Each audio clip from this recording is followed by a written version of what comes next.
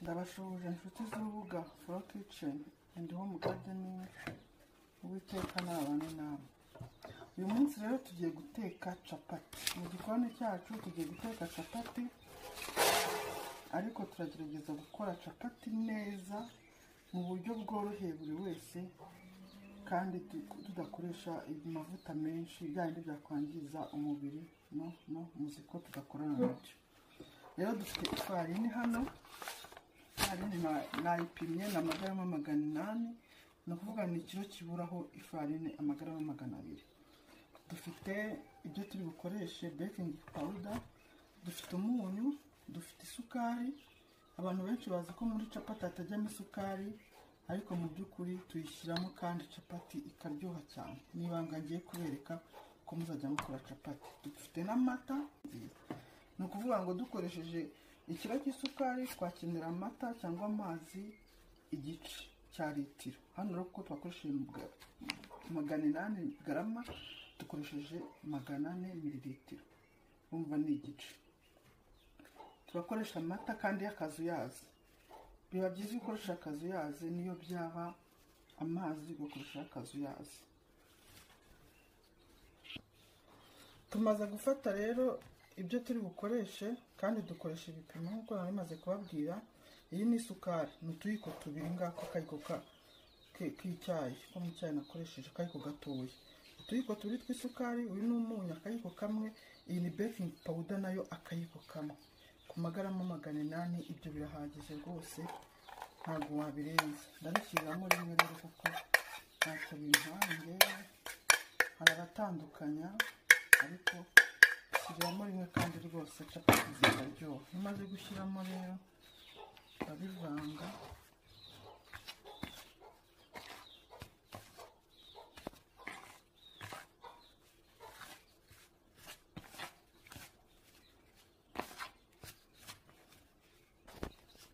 Tumaze kuvanga neza rero isukari, baking powder n'umunyu byamaze gukura mu ifarini yacu.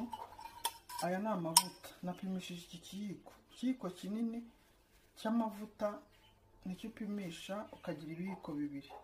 Ibi ni ibiyiko 2 nagize rero ushyiramo kugira ngo capati zacu zize koroha. Capati ikomeye ntabwo aba ari nziza na gatoya, ntabwo iryoha. Rero ushyiramo utuvuta ibiyiko 2 binini kugira ngo capati zacu zize koroha. Hanyuma nayo ukayavanga neza, yamara gukwiramo noneho tangira guponda. Tumaze kuvangamo amavuta rero, tugiye gutangira noneho gushyiramo amata duponde, cyangwa tubone igipondo cy'ifarini. Ugira gutya ukasukamo hagati, ntabwo ushyiramo rimwe, ugenda ushyiramo make. Nibuke ko aya mata ari akazuyazi, ntabwo akonje nta nubwo ashyushye cyane. Nibwo capati zoroha. Ibyo dukora byose tuba tugamije kugira ngo capati zacu zorohe. Genda rero ushyiramo makeya, ushyiramo agafarini, uponda ushyira ku ruhande, gutyo kugeza bije guhura, ukaza kubipondera hamwe. Igipondo cyacu rero murabona gitangiye guhura. Twakomeje kugenda twongeramo ya mata, ariko dufata agafarine gakeya kuriya twabikoraga mwabibonye. Iyo rero amata amaze gushira n'ifarini yose umaze kuyikoramo, uhita ubihuza noneho ugatangira guponda. Ariko ku bantu badakunda capati zikomeye, ni ukuvuga zidafashe, ntabwo ubwo zikomeye, ahubwo igipondo, ukunda igipondo cyorohejemo gake, nabyo ntacyo bitwaye. Ari amata wayongera ugakora mililitiro 500, ni ukuvuga igice cya litiro, nabyo ntacyo bitwaye. Ntabwo capati ntacyo zaba. Ushobora gukora igipondo gikomeye cyangwa se cyoroshyemo, byose ntacyo bitwara. Capati ziza zoroshye, upfa gukurikiza uko twagiye tubigenza. Rero duponde igipondo cyacu kinoge neza. Aha bigeze noneho twapondera ku meza. Turashyiraho agafarini kugira ngo kugira ngo bidafata ku meza. Murabona igipondo cyacu kimeze neza, mu kabase ntabwo gishobora gufatamo. Iyo wakurikije buriya gakondo nakubwiye nicyo biba bimaze. Guponda rero biba byiza kugira ngo kize kunoga, kigire na capati zoroshye.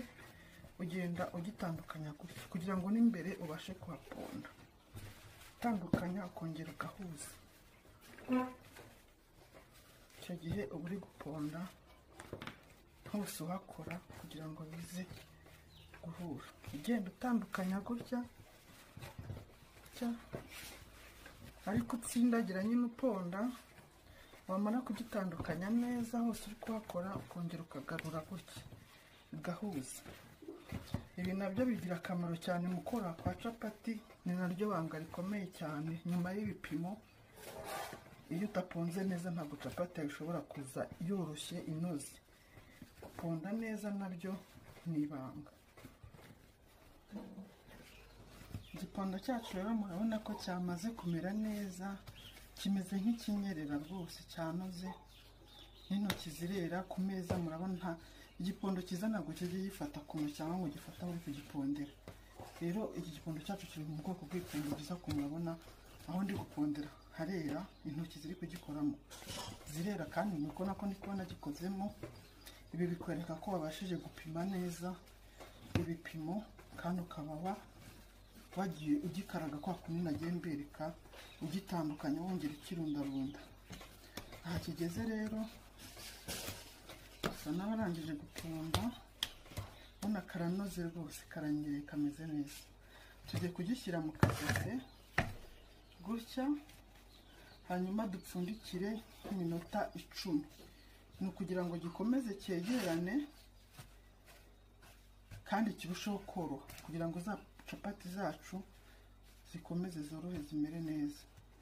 Rero tugiye kukireka iminota 10, turakomeza. Iminota yacu rero 10 irashize. Igipondo cyacu murabona cyatangiye koroha cyane. Uko cyoroha gutya niko na capati bikwereka ko ziri buze zoroshye rwose. Ibi ngibi byo kugipfundikira nabyo ni ingenzi cyane. Ntimukabyibagirwe, mutazambwira ngo capati zakomeye. Mukurikize. Tugiye rero gukata capati zacu. Ushobora gukata mu buryo ushaka, haraba banza kukirambura bagakata. Gukata byo nta tekinike irimo, ukata uko ushaka. Turakora capati za mwanya, zitari nini cyane, zitari na ntoya.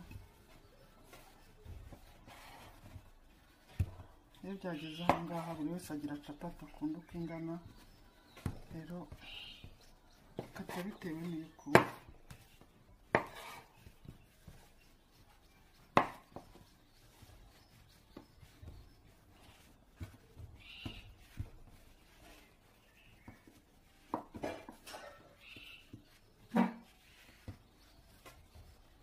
nagerageza kuzinganisha, ariko hari igihe ziza zitangana neza, ariko ntacyo biba bitwaye. Tugiye gukora rero capati 2, 4, 6, 8, 10. Ndabona 11 zo tubashije gukuramo. Kadukarage ni ukugenda uhindukiza capati. Byaba na byiza niyo wagira gutya, wakoze igipondo neza, capati nticika. Ushobora kubona utari kubikiza uko ubishaka, ugafata ukagenda ukurura gutya. Murabona ndi gusa nimeze nka elastique. Kiza cy'igipondo n'ibipimo wubahirije, capati bimeze neza, urakurura igakweduka, nticika. Ubwo rero ushobora gufata n'intoki ukagenda uringaniza aho ushaka, aho ubona bitameze neza. Byose ni amatekinike ndi kubereka y'uburyo mwakora capati yanyu. Capati yacu rero tumaze kuyitunganya. Ugenda ugenda wegeranya, ukomeza ukaraga. Iyo ushaka akantu karinganiye neza rero, kuko hari igihe ushobora gukaraga imwe igatungana neza, indi ukabona iri kuzamo utuntu tutaringaniye. Tekinike rero nshaka kubereka, agatekinike k'ubwenge. Ushobora gufata isahani gutya. Iyo ushaka akantu ari nka capati rwose utekeye abantu biyubashye, cyangwa nawe ushaka utuntu tumeze neza, ushaka kubigenza gutya. ugashyiraho isahani, hanyuma utu tuntu twagiye turengaho gutya ukadukata. Ugasanga agatekinike mbigishije ba bantu murira ngo capati ngo kuzikaraga ngo zibe neza, ziba akazeru keza nk'izo muri kantine cyangwa muri alimentation ngo byarabananiye. Dore tekinike niyi, kuko natwe tubizi. Ushobora gukaraga iya mbere ikaba nziza, iyindi ukabona hajemo akantu ntibigenze neza, biterwa hari na forume agapondo karaze kari gafite. Ubwo rero iyo ubonye kuyitunganyisha aka kantu gakaraga biri bugutinde, twakomeza n'ubundi gatungana neza. Ariko iyo ubonye biri bugutinze udashaka gukomeza kurwana nayo ngo iringanire neza, n'iyi ni tekinike rwose y'ako kanya ihita itungana bigacamo. Ubu si ubwenge mbigishije, ubigenza gutya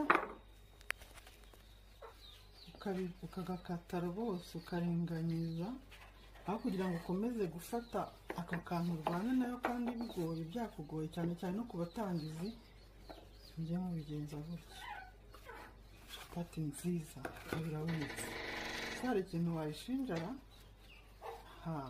Se ntitwize kandi capati yawe ikaba irabonetse. Mujye mubigenza gutya. Uwo bigora kuringanisha akangaka yifashisha isahani, ubundi tubona agacapati keza. Murabona ko nta kibazo rwose, capati nziza cyane. Capati zacu rero ngizi twamaze kuzikaraga, muratubona turoroshye, tumeze neza, n'udupapuro kandi gashobora gucika. Hanyuma rero ubu twagiye mu gikoni tugiye kuziteka. Zibona zarangiye, naberetse tekinike zose zo kuzikora. Nizere ko muzabikurikira mukabikora gutyo. Twagiye mu gikoni. Ubwo rero ipanu imaze gushyuha, tuvuta ni dukeya turahagije ko guhisha indiba y'ipanu. Hanyuma aka gacapati kacu kameze neza turagashyiramo gutya, turagashyiramo ko karashyuha. Iyo gatangiye guhura n'umuriro urazunguza nyine kugira ngo twa tuvuta dukureho hose bigahita ishirira. Turatekesha amavuta make cyane kuko nta mpamvu y'amavuta menshi. Capati yacu yo murabona yatangiye kubyimba. Iyo bimeze gutya ugenda ushyiraho utuvuta dukeya cyane kugira ngo ize kumera neza. Urabona rwose iri kugenda ibyimba, turahagije natwe. Hanyuma rero tugiye guhindukiza kugira ngo no hejuru hasi. Murabona ko hasi hatangiye. Murayibona rwose, murazibona capati zacu, capati ziforumye neza, zisa neza, zimwe tugenda tugura hirya no hino. Murabona rwose ko ari capati wajyana ukerekana, iri presentable, n'umuntu wese yabona ko ari capati isa neza. Noneho kwakura kwayo murebe rwose, muri capati uhina gutya, ukaba wagira gutya ukazinga. Tuziga no kuntu twazingiramo ikintu, amashaza, imboga, iki. Urabona rwose ko ari capati